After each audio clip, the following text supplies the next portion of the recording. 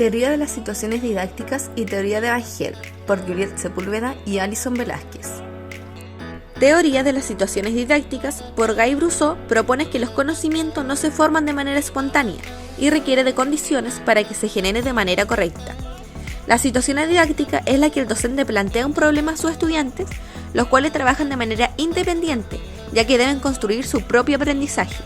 Situación didáctica se construye intencionalmente por el docente, con la finalidad de ayudar a su alumnado a adquirir un conocimiento determinado.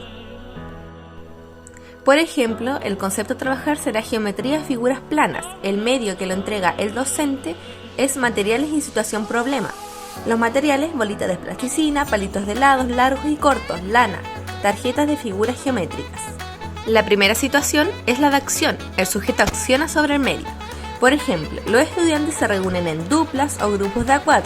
Cada grupo deberá sacar una tarjeta de una figura geométrica y buscar los materiales necesarios para la construcción de la figura seleccionada. Por ejemplo, si la tarjeta sale cuadrado, tendrán que buscar 4 palitos del mismo porte y 4 pelotitas de plastilina. A continuación, veremos diferentes figuras geométricas realizadas por los estudiantes utilizando diferentes palitos de diferente porte y distinta cantidad de bolitas de plastilina para cada figura geométrica. Situación de formulación. Se formula un mensaje sobre la acción que se realizó, de cómo llegar a la solución del problema. Por ejemplo, la docente pregunta: ¿cómo realizaron cada figura? ¿Cómo se dieron cuenta qué largo tienen los palitos? Se pregunta para que el estudiante formule y se dé cuenta de qué estrategia utilizó. Por ejemplo, aquí el estudiante utilizó 4 palitos del mismo porte y 4 bolitas de plastilina. Situación de validación. Se justifica lo que se realizó, la estrategia que pudo aplicar en la situación problema. Por ejemplo, las estudiantes justifican si lo que hicieron está bien o no. Si él o la estudiante tenía que formar un triángulo, un grupo podía formar este con palitos de la misma medida y otro grupo con un palito pequeño y 2 largos. Ambas situaciones están bien, ambas estrategias utilizadas están correctas.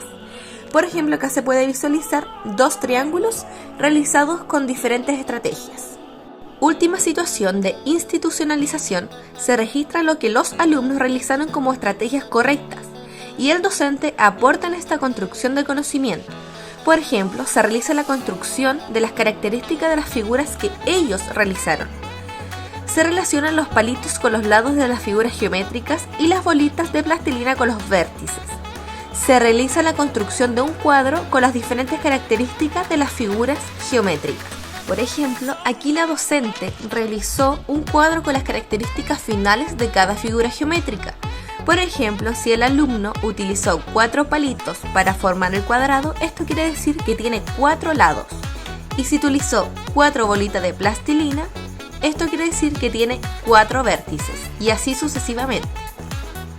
Una ventaja de esta situación didáctica es que el estudiante construye su propio conocimiento, por lo que este será de manera más significativa para él. Una desventaja es que si el estudiante no puede construir su propio conocimiento, puede quedar estancado en esa construcción, ya que el docente no se puede hacer partícipe en un 100%. Teoría de Evangel. Teoría por los autores Dina Evangel y Pierre Evangel en 1959. Dice que el ser humano aprende geometría pasando por una serie de fases y que si no se aprende una fase no se puede pasar a la siguiente. Estas fases no dependen de la edad. Además, el profesor o quien enseñe tiene que utilizar un lenguaje matemático apropiado. Tiene niveles de razonamiento que son 5. Nivel visualización o reconocimiento. Los y las estudiantes perciben las figuras geométricas en su totalidad.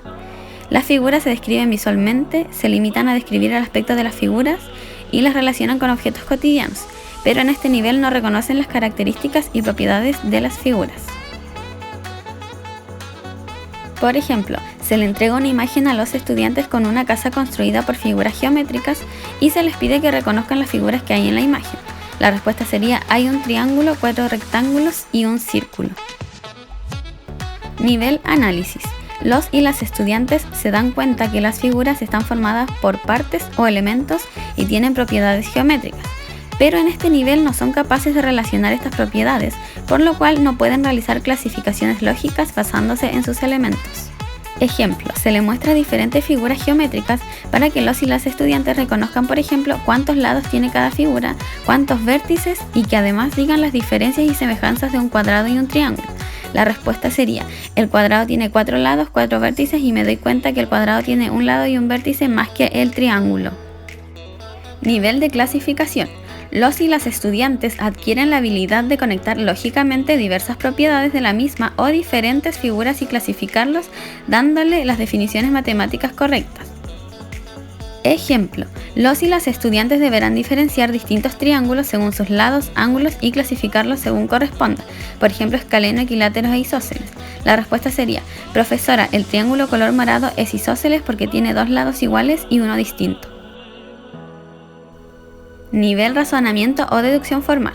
Pueden razonar sobre los elementos y propiedades de las figuras geométricas. Se entiende el sentido y utilidad de un teorema, los y las estudiantes pueden entender y realizar razonamientos lógicos formales.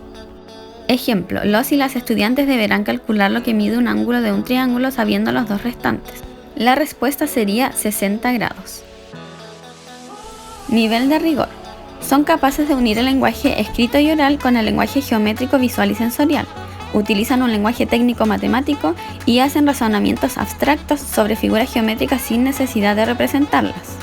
Ejemplo, los y las estudiantes son capaces de calcular la medida del ángulo complementario y suplementario a uno dado sin representarlo. ¿Cuál es el ángulo complementario y suplementario del de 43? La respuesta sería, el complementario de 43 es 47 y el suplementario de 43 es 137 grados. Una ventaja de la teoría de Van Gell es que los conocimientos adquiridos van desde lo más simple a lo más complejo, siendo así una progresión de contenidos. Una desventaja es que si no adquieres los conocimientos del primer nivel u otro, no puedes seguir avanzando al siguiente, quedando así estancado en un nivel. Gracias, nos vemos en un próximo video. Chao, chao.